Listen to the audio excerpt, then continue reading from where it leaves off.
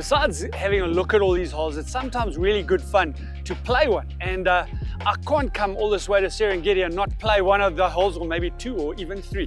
So we're going to choose the fourth hole, which is arguably one of my favorites, not because of any other reason, that it challenges every way that you can possibly play. We recommend you go down the left-hand side and you get it into the same place, but hey, you know what?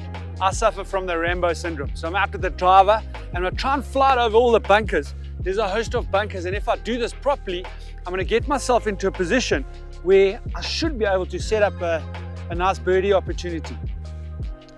Funny enough, I've even got ball number 4, so that's a good omen. Hole number 4, ball number 4, and we're not going to make a 4, we're going to make a 3, and that starts with a good drive. So I want to just take it over the right edge of those bunkers down there. I'm quite comfortable that the guy on the fairway mower is safe. So here we go.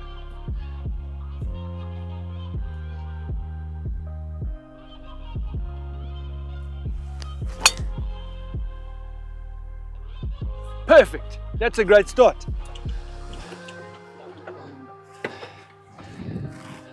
So the first part of the journey was the tee shot. I managed to just tiptoe over these bunkers in the fairway. This has left me into an ideal position. You might see that the flag is on the right portion of the green today. That is a no-go zone. All I really want to do is hit it into the middle of the green. There's a little step in this green which has an influence on what is going to happen. I'm going to just take a sand wedge. I've only got 112 meters to the flag, so it's just a nice comfortable shot. I don't want it to be clever, and as I say, just keep it a little left of the flag, should be fine.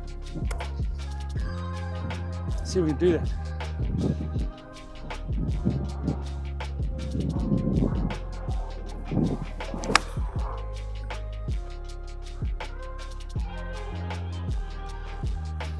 Little left of the flag is fine. Let's go and see if we can make birdie.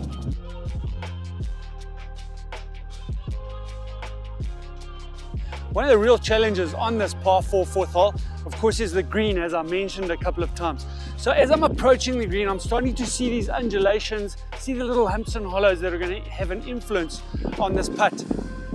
Fortunately, I was quite happy with that shot. Immediately, I can see there's a little bit of movement from left to right. Perhaps not as much as most people will think. So once I've got onto the green, as I've mentioned, a relatively good shot, I'm only left with 12 or 13 feet to the hole. I've decided today I'm going to leave the flag in. I know a lot of people prefer to take it out, and that's up to you. This has got a little bit of break from left to right, but having looked at it up and down from both sides, this is a relatively straight putt. I'm just going to keep my head nice and still, make a solid stroke. Let's see what happens.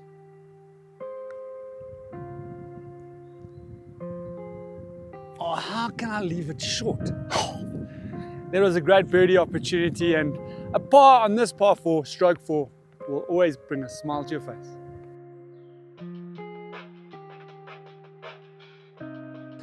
On a par 3, everybody immediately has these expectations of having the perfect fluke, the hole-in-one.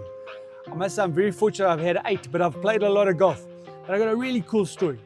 Down in Milnerton, there's a little par 3, I think it's about the 4th hole, but it's a slightly raised green, and these two fellows are playing with each other, and they both hit great shots. They walk up onto the green, they get there, one ball's in the hole and one's sitting on the lip. Now here comes the problem. They haven't identified their ball with some unique signage or marker, and they both got the same number. So now they're not sure what to do. They go back to the club, they both get a 2-stroke penalty for being stupid. So they end up with a 3 and a 4 as opposed to a 1 and a 2.